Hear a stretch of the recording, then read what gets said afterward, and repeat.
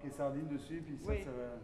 Depuis plus d'un an, en étroite collaboration avec un nutritionniste, Marc Guillemot prépare les festins qu'il va savourer à l'occasion de son premier Vendée Globe. Un melting pot de victuailles pour une diversité malgré tout bien sommaire.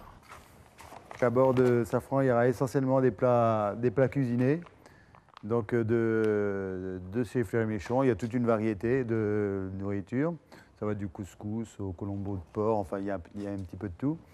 Et puis tout ça associé avec des petites boîtes de sardines comme ça, qui sont bien sympathiques. Et puis des petites boîtes de pâté, là, voilà, ça c'est quand même la base. Du départ au Brésil, deuxième quinzaine. Des pâtes, du lait de riz, des steaks de soja, quelques friandises, tout cela a un poids.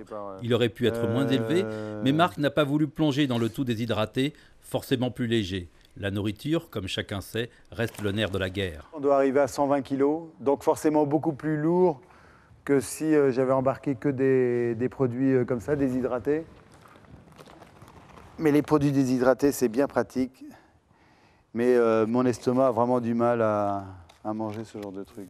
Pas d'étagère ou de placard à bord du 60 pieds Safran. Le sac de marin, étanche bien évidemment, reste la solution la plus pratique pour stocker 90 jours d'avitaillement. Ils ont mis quoi à la place ? Par 15 jours, j'aurai un sac comme ça, et donc un sac dans lequel il y aura ces 15 jours de nourriture et que je pourrais m'adosser à des endroits bien définis dans le bateau, à l'avant, à l'arrière, sur le côté, enfin bref.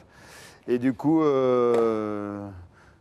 y aura 6 sacs numérotés de 1 à 6 et j'attaquerai forcément par le numéro 1 le 9 novembre.